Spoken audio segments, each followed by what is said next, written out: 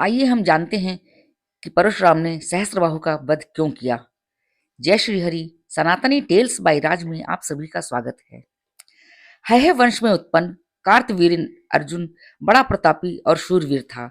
उसने अपने गुरु दत्तात्रेय को प्रसन्न करके वरदान के रूप में उनसे 1000 भुजाएं प्राप्त की थी। 1000 भुजाएं होने के कारण अर्जुन सहस्त्रबाहु के नाम से भी जाना जाता था। उसे सभी सिद्धियां प्राप्त थी।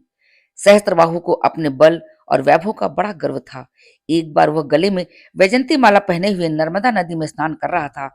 उसने कौतुक ही कौतुक में अपनी भुजाओं को फैलाकर नदी के प्रवाह को रोक दिया। लंकाधिपति रावण को, जो उसी समय नर्मदा में स्नान कर रहा था, सहस्त्रबाहु का यह कार्य बड़ा ही अनुचित और अन्यायपूर्ण लगा। उसे भी अपने बल का बड़ा गर्व था। वह सहस्त्रबाहु के पास जाकर उसे खरी खोटी सुनाने लगा। सहस्त्रबाहु उसकी खरी खोटी सुनकर क्रुद्ध हो उठा।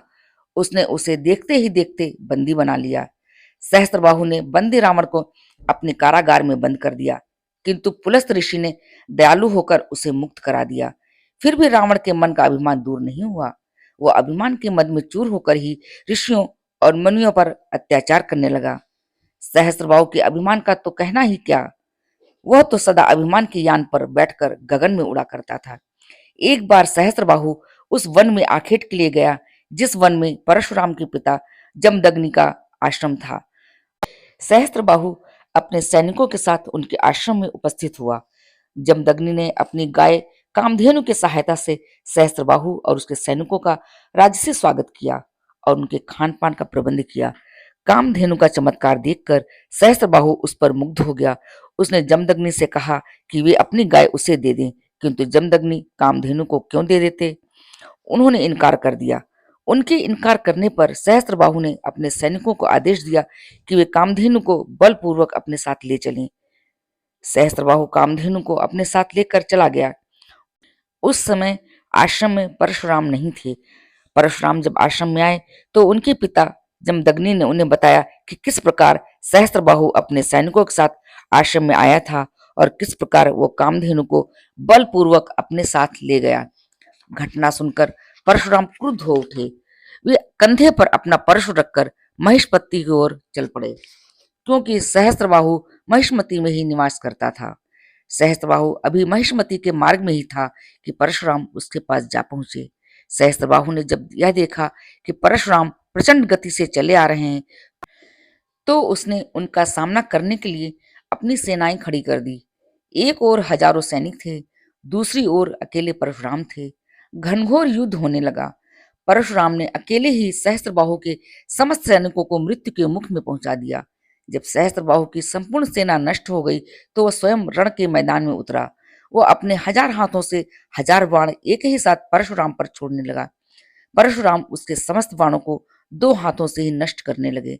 जब बाणों का कुछ भी प्रभाव नहीं पड़ा तो सहस्त्रबाहु एक बड़ा वृक्ष उखाड़कर उसे हाथ में लेकर परशुराम की ओर झपटा। परशुराम ने अपने बाणों से वृक्ष को तो खंड खंड कर ही दिया, सहस्त्रबाहु के मस्तक को भी काटकर पृथ्वी पर गिरा दिया। वो रणभूमि में सदा के लिए सो गया। परशुराम सहस्त्रबाहु को मारने के पश्चात कामधेनु को लेकर अपने पिता की सेवा में उपस्थित हुए। महर्षि जमदग्नि कामधेनु को पाकर अतीव हर्षित हुए। उन्होंने परशुराम को हृदय से लगाकर उन्हें बहुत बहुत आशीर्वाद दिए।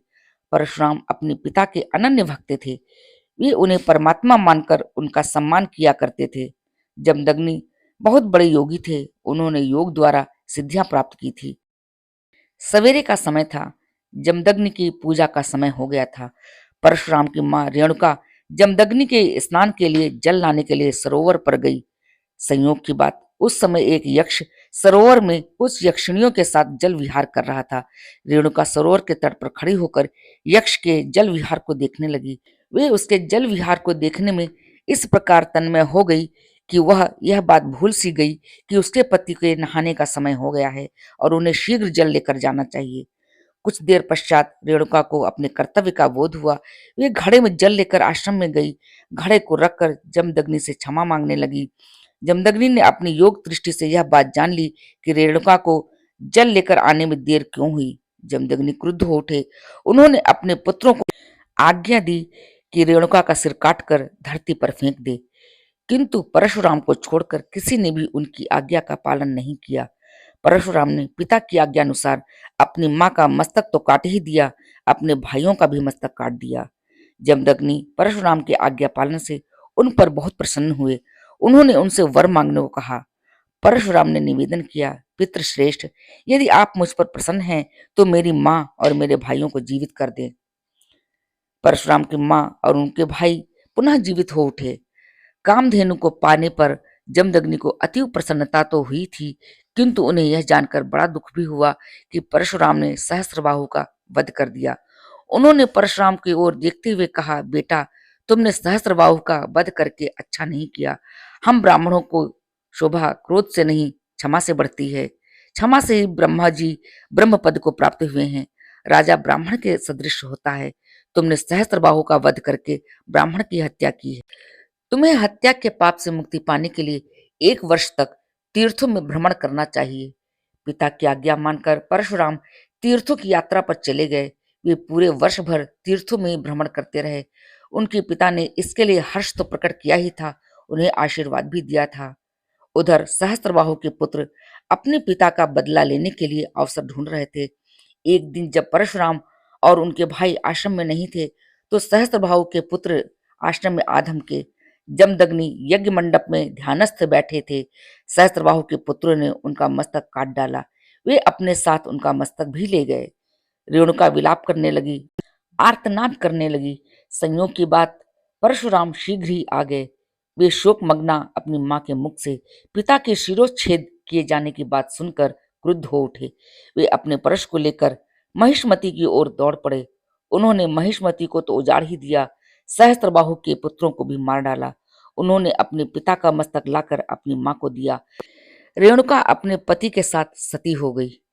इस घटना के पश्चात परशुराम ने 21 बार पृथ्वी को क्षत्रियों से विहीन कर दिया था।